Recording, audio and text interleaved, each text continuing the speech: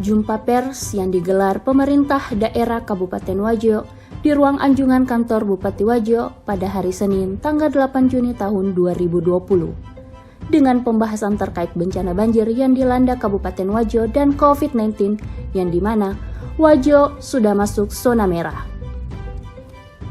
Bencana korban banjir yang dilanda Kabupaten Wajo mencapai 11.000 kakak. Pemerintah Kabupaten Wajo menetapkan darurat bencana banjir di Kabupaten Wajo. Banjir yang terjadi di Bumi Lama Dukeleng ini sudah melanda 11 kecamatan dengan jumlah korban banjir 11.000 lebih kepala keluarga. Hal itu diungkapkan Bupati Wajo, Haji Amran Mahmud saat menggelar jumpa pers di anjungan kantor Bupati Wajo pada hari Senin tanggal 8 Juni tahun 2020. Walaupun sebenarnya tadi mungkin kita tidak bisa menghindari karena kitalah posisi yang paling terakhir. Ya, bahkan yang paling akhir itu tinggal keluar ke Teluk Bone. Ya, jadi betul-betul daerah kita inilah yang paling terakhir kiriman dari Sopen dan kiriman dari Sidrap dan tadi dari beberapa kabupaten yang lain. Ya, saya kira itu tambahan penjelasan ya terkait dengan upaya-upaya pemerintah di dalam penanggulangan banjir yang ada.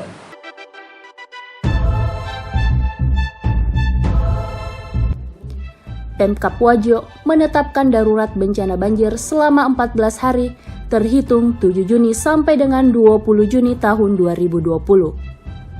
Amran Mahmud mengatakan, banjir yang melanda Wajo sejak 19 Mei ini mengakibatkan sejumlah fasilitas umum terendam. Bahkan sampai saat ini sudah 11.592 kepala keluarga yang menjadi korban banjir di 11 kecamatan. Bupati Wajo, Dr. Haji Amran Mahmud SOS MSI mengatakan, kalau pihaknya akan mengoptimalkan penanganan kepada korban banjir sampai pemulihan pasca bencana. Sementara Wakil Bupati Wajo, Haji Amran SE mengutarakan banjir yang melanda Wajo merupakan bencana tahunan. Tentunya, Pemkab tidak akan tinggal diam dan akan melakukan langkah strategis dalam penanggulangan bencana banjir ini.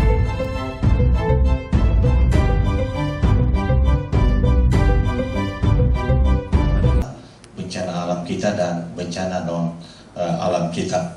Tentu saya ingin sampaikan kepada kita semua bahwa kedua-duanya ini pemerintah tetap akan hadir tentu untuk melayani masyarakat kita, terutama mungkin yang sangat dibutuhkan pada saat terjadi bencana, tentu bantuan-bantuan ini. Nah, mudah-mudahan bantuan-bantuan ini insya Allah apa yang terjadi riak-riak di lapangan, pemerintah Kabupaten Wajo siap hadir untuk meminimalkan perihal dengan new normal semuanya serba bebas selesai COVID-19. Ini yang terjadi di masyarakat sehingga belum ada edaran yang dikeluarkan oleh pemerintah. Dalam ini pemerintah Kabupaten Wajo sudah melakukan di luar, termasuk apa yang disebut tadi Pak Seda perihal warung-warung kita dan semacamnya, rumah makan, restoran yang sudah banyak melakukan aktivitas dan hari ini itu akan keluar, termasuk memang yang sangat viral sekarang dengan banyaknya hajatan-hajatan yang akan dilakukan masyarakat Kabupaten Wajo, yaitu perihal pengantin kita, terus hakikat, terus mende bola baru, naik rumah baru, pindah rumah dan semacamnya lah. Nah, inilah yang hari ini akan keluar, tentu ada aturan-aturannya. Ini saya ingin minta kepada media menyampaikan kepada masyarakat perihal bahwa banyak image masyarakat sekarang dengan adanya kata-kata new normal sudah selesai. Nah, kita bisa saksikan bersama bagaimana kelonggaran masyarakat kita berkumpul tanpa aturan protokol kesehatan, berdempet dan sebagainya. Nah, ini akan diatur dengan edaran yang segera akan ditandatangani hari ini oleh Bapak Bupati, termasuk tempat-tempat putaran-putaran ekonomi kita. Apa yang disebutkan di Pak Sedang itu kami sepakat. Kenapa kami ini buka? Karena kami takut di ujung-ujungnya sebentar terjadi kesenjangan sosial sehingga terjadi kriminal.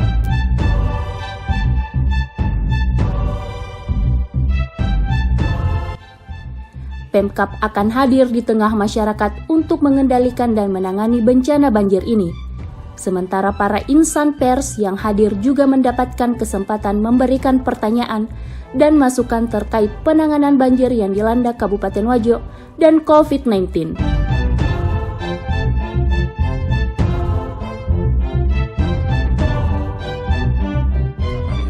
Hari ini setelah kami melakukan pengumpulan data dari keadaan dampak bencana alam setelah kita menjalani lebih 3 bulan menghadapi bencana non alam, di mana tanggal 19 sejak 19 Mei yang lalu kita telah dilanda banjir dengan luapan air berdampak kepada 9 kecamatan, 9 kecamatan. Kemudian pada tanggal 6 Juni kemarin bertambah lagi 2, yaitu Kitumpanua dengan Kera, maka hari ini sudah ada 11 kecamatan dari 14 kecamatan yang ada di wilayah Kabupaten Wajo, sehingga sejak kemarin tanggal 7 kami telah menetapkan wilayah Kabupaten Wajo ini menjadi status tanggap darurat bencana, dan tentu akan melakukan berbagai langkah-langkah taktis untuk membantu masyarakat kita yang berdampak, baik pemukiman, akses pemukiman, demikian juga dengan lahan-lahan pertanian kita lebih kurang 7.000 hektar, persawahan yang sudah ditanami kurang lebih 1 bulan umurnya, demikian juga tambak-tambak kita dari beberapa kecamatan. Tentu ini semua akan kita asesmen kerugiannya, untuk kita akan berjuang untuk memohon bantuan baik dari pemerintah pusat maupun dari pemerintah provinsi untuk melakukan bantuan-bantuan tanggap darurat kepada masyarakat kita di wilayah Kabupaten Wajo. Itu karena sebenarnya kalau banjir kita di Wajo ini memang sudah rutin, sudah menjadi agenda tahunan, dan tentu itu sudah selalu diwanti-wanti sekolah-sekolah yang sudah menjadi langganan banjir, dan itu untuk kesiapan secara fisik akan terus selalu dipersiapkan, dan proses-proses pembelajaran yang sudah berjalan lebih 3 bulan ini tetap dilakukan melalui media digital, tentunya tidak pernah lepas dari proses belajar mengajar yang dilakukan oleh tenaga-tenaga didik kita dan anak-anak didik kita.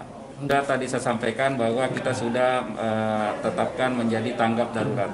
Sebenarnya tidak terlambat, bantuan kita selalu siap, cuma memang persyaratan untuk mendistribusikan bantuan itu nanti setelah status tanggap darurat bencana ini yang sudah memenuhi ketentuan, memenuhi prosedur persyaratan yang ada. Untuk hari ini Pak, segera dipersiapkan baik bantuan-bantuan bambu, bantuan sembako, bahkan tanggal 6 Juni kemarin langsung kami instruksikan untuk membantu air bersih, utamanya di daerah Pitumpanua karena tergenang dengan air yang disertai dengan lumpur, sehingga tentu tersumbat semua dan kesulitan air bersih, sehingga kita siapkan beberapa titik-titik bantuan damkar melalui damkar dan PDAM untuk masyarakat kita, dan demikian juga kita distribusikan air-air mineral untuk kebutuhan rumah tangga masyarakat. Sudah ada pembentukan posko Pak untuk